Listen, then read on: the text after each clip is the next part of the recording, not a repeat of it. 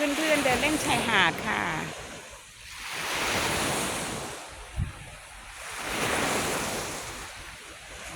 เสียงคลื่นซัดแรงมากเลย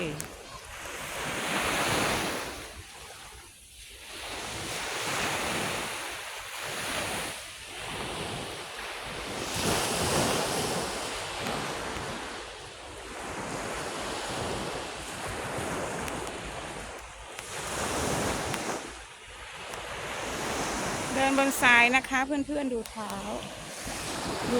ค่ะไม่ได้ใส่รองเท้านะคะ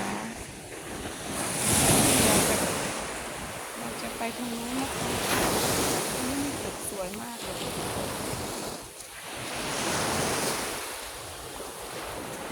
นี่คือชายหาดหน้าโรงแรมซีทรายซัน